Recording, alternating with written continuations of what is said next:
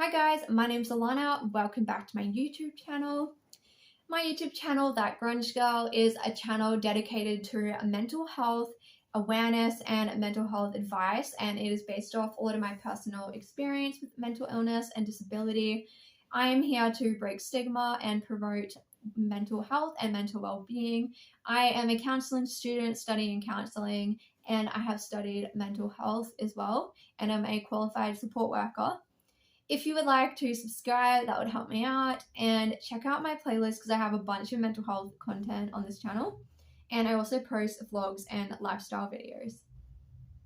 For this week's video, I'm going to be talking about a medication called Quetiapine, also known as Seroquel. I have done many medication reviews on this channel, but I wanted to do this one today because I don't think I've ever posted a video talking about Quetiapine. Quetiapine is known as Seroquel as well. I think that's a brand name. It is a antipsychotic medication, but can be used as a mood stabilizer, and it can also be used as a sleeping pill. It can be used for anxiety and sometimes even for mood issues like depression. Obviously, it is usually prescribed for people who are suffering with bipolar, schizophrenia, other mood disorders such as BPD. Well, BPD is a personality disorder, but that also includes instability of mood. So if you're new here, just quickly, I will just go through my list of diagnoses so you understand why I'm taking this medication. So I am 22. I am diagnosed with bipolar 2, borderline personality disorder, agoraphobia, generalized anxiety, social anxiety with panic attacks, and anorexia. And I also have a learning disorder called dyscalculia. I think that is it. The list is quite long. Sometimes I forget. I think that's everything. To be honest, I usually just class the anxiety as anxiety. Yeah, if you want to check out with any of the other content that I have. I'm also a ex-self-harmer and am in current recovery from it. So if you want to check out any videos on self-harm, I have a lot of videos on that. So today I'm going to be talking about Quetiapine, my experience on it, what it is, what it kind of does. I'm not a psychiatrist, I'm not a doctor, so please always talk to your doctor first. And if you are needing help with medications or wanting to go on stuff, definitely don't just take my advice because I'm not qualified to give medical advice. I'm not a doctor. This is just coming from my studies that I do have and from my own personal experience. So Quetiapine, in my world, for me, I have a very love and hate relationship with Quetiapine, to be honest. It is definitely not my favorite medication. And I will explain why in this video, but I want to preface this by saying that nobody is going to ever have the same experience with a medication. For me, my body responds very well to medications. I am on plenty of different psychiatric meds, and I've been on a lot of different ones over the time, and I take quite a few currently. I do not really experience any side effects negatively. And I'm very lucky in that sense that my body and my mind responds very well to medications. Medication for me has made drastic differences, which not only I have seen the change, but my treatment team and my family and friends have also noticed, when I'm on medication and when I'm not, and which ones have been better and stuff. So objectively as well, other people have noticed. I know a lot of the time people aren't sure whether meds are working, but for me, I can tell because when I have gone off things when I wasn't meant to, it went downhill and I got extremely unwell very quickly. A lot of the time, antipsychotics, these are the newer ones. Other antipsychotics are things like olanzapine, Abilify, things like that. Antipsychotics can and are known to make you feel quite drowsy and quite groggy, kind of dissociated and very physically tired, but also mental fog. As you can tell, this can be an issue because if you're suffering with depression, if you have issues already with dissociation, which I do, if you are tired because of mental or physical illnesses, this can kind of make it worse. I would say the main side effect I get from quetiapine is drowsiness, or more the mental fog. Not necessarily the physical tiredness, it is just more mental for me. I'm on 100 milligrams, but my dose has definitely been up, down, all over the place. It's quetiapine for me is the medication that's constantly being adjusted. My other meds stay the same. Whereas quetiapine for me has always been a medication that has gone up and down depending on what is going on with my mental health.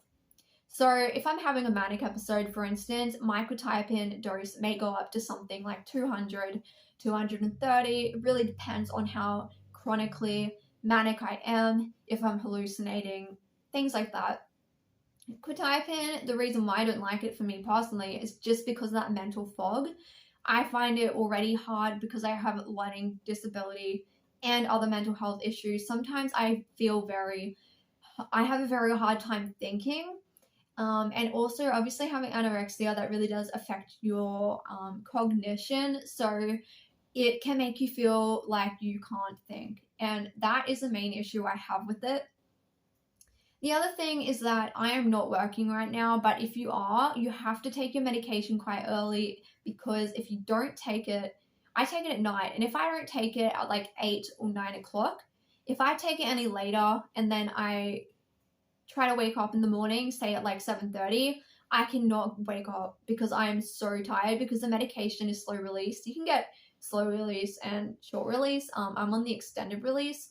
So take it at night. But I found when I was taking a dose at night and in the morning, and sometimes when I've been in hospital, I even take it during the day, I was finding it very hard to function and to stay awake because of the medication.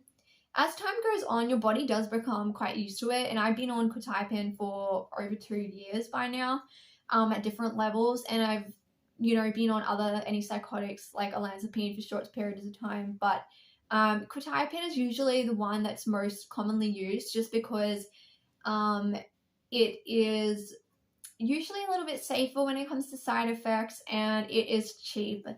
The reason why I've never really gone any other ones is because it costs a lot, and it depends what country you live in and with the costs and everything. So that is why. Apart from that, other symptoms of being on quetiapine can be weight gain, which can affect a lot of people. It can make you extremely hungry. So where you get really bad hunger, where you binge a lot because you get so hungry, particularly at night. Obviously, if you're someone who struggles with eating disorder behaviors, that is not probably the best thing. And I've definitely dealt with this a lot, and I think it is due more to the medication. But like I said, I do have a history with bulimia, so that could tie into it. But yeah, the positives of taking quetiapine are, for me personally, that it keeps my anxiety. It is really good for my anxiety. I don't get as many physical symptoms. I don't get panic attacks anymore, really. I do get them sometimes, but very rarely. When I am not on quetiapine, I do have very frequent panic attacks, and because I have agoraphobia, for me, the quetiapine has helped me be able to function and actually do therapy and get therapy for agoraphobia. And I've been able to really make a lot of strides when it came to agoraphobia, and it no longer completely controls my life. So quetiapine has helped with anxiety. The second thing quetiapine helps me with is sleep.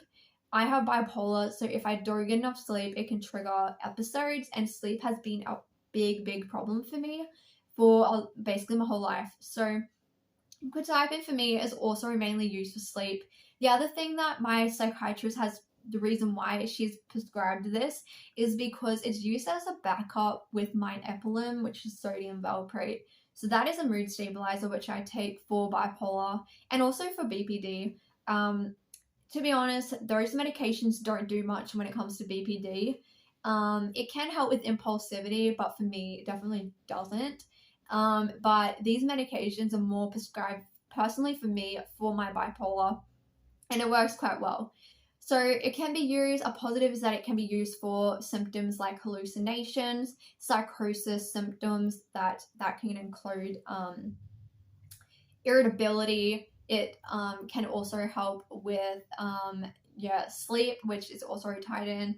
and just other symptoms that you may get from having something like schizophrenia or, like muddled thoughts and pressured speech, a bunch of things like that. It can really help you. For me, I notice that when I am becoming manic, that the quetiapine doesn't do anything, which is when the dose has to be increased, and normally I can tell. So for me personally, the quetiapine is mainly being used to get me out of manic episodes and to stop the progression of hypomanic and manic episodes, because they can become quite out of hand if medication isn't used quite quickly. So for me, that's basically what I take it for. I take it for quite a few things, but I would say, it can help. It helps me with irritability, which is something that having BPD, I really deal with the irritability, and it can help with things like anger management and a lot of other things.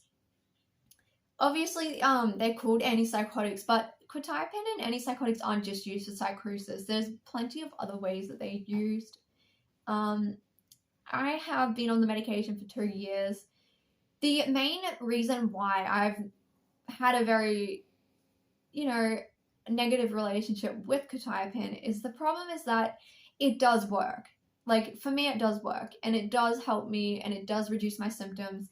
And when I've tried to come off it, because I have tried many times, the problem that I have gotten is that I just kind of have a mental breakdown, and I end up just having some sort of mental health crisis, whether that be severe suicide thoughts, or self-harm behaviors, or very, very impulsive, or extreme anxiety, that type of thing.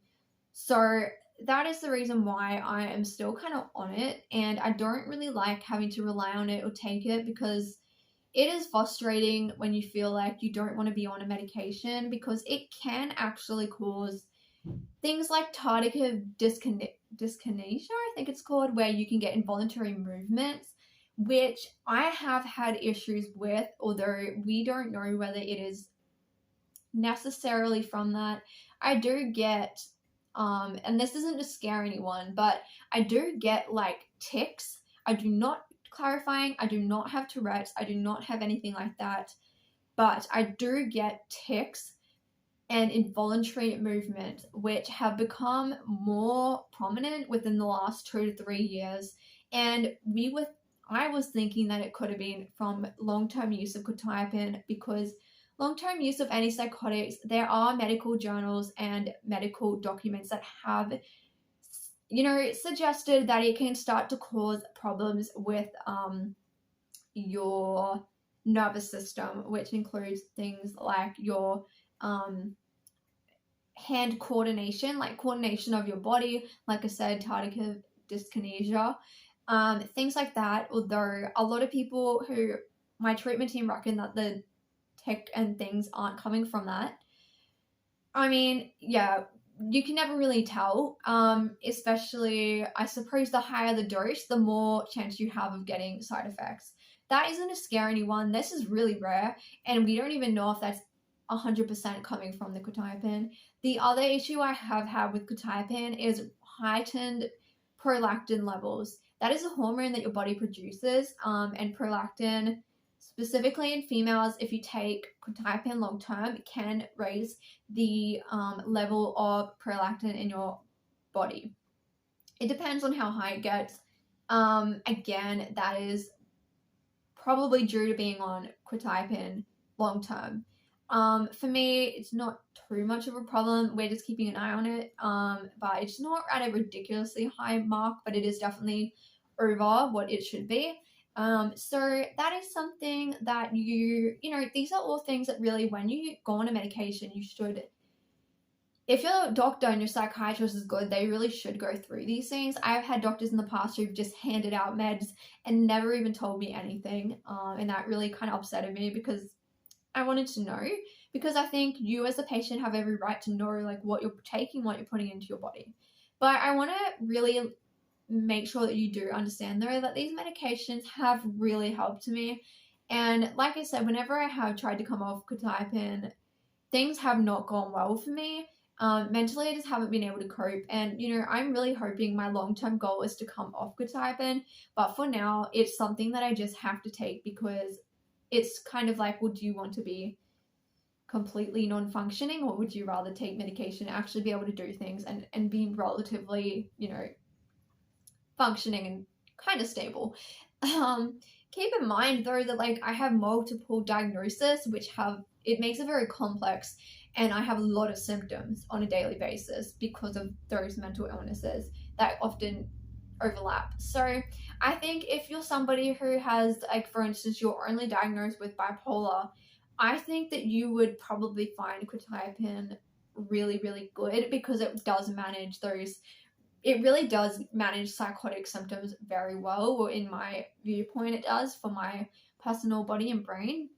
The only thing that has ever helped me when I'm hallucinating or having psychotic thoughts or having, I can't think of the word, where you get those scrambled kind of ineligible thoughts in speech. The only thing that's ever helped me with that has been quetiapine, to be honest. So, you know, I think there is definitely a use for it. And like I said, you have to try it for yourself and see if it works. But obviously, it's up to your doctor and your treatment team.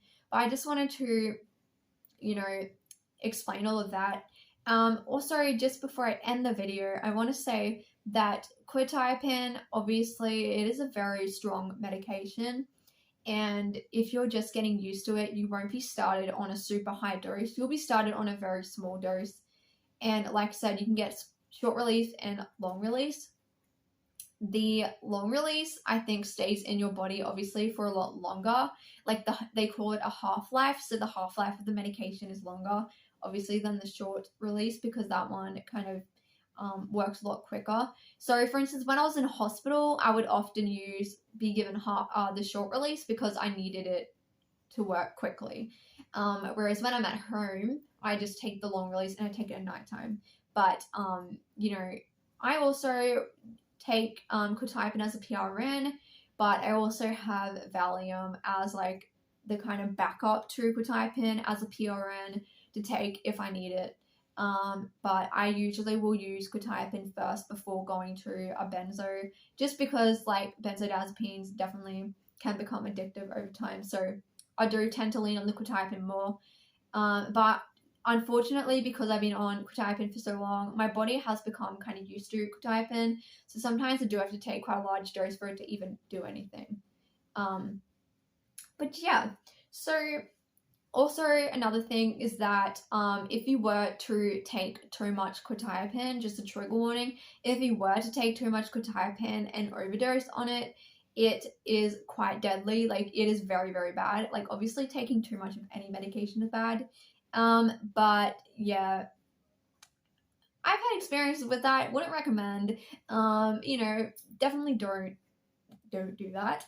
But yeah, depending on like how much you take and stuff, it can be very bad. So if you've taken too much, obviously you need to bring poisons control, and or obviously, depending on how serious it is, get to a hospital, get an ambulance, whatever. But yeah, I'm going to leave some mental health resources down below as well, and I'll try to find some good articles on quetiapine. I always recommend that you do your research and think about the pros and the cons. So for me, the pros of this medication outweighs the cons, but if you are someone experiencing so many symptoms that are negatively impacting you, you feel like it isn't worth it, there are so many other antipsychotics and even psychiatric medications that you can try. So I think, you know, it's always best to give things a go, and if you don't like it, there's definitely other options. But yeah, I hope this video was helpful for you, and if you have any other questions about quetiapine, check it out. I have a whole bunch of videos on medications like lithium, Epilim, sodium valproate, is what Epilim is, and I don't know if I've done one for antidepressants. Hope you guys are all being safe, and I have a mental health Instagram account and a TikTok, which is all mental health content. So yeah, if you want to check that out, down below. And thank you guys so much for watching. I'll see you in my next video. Bye.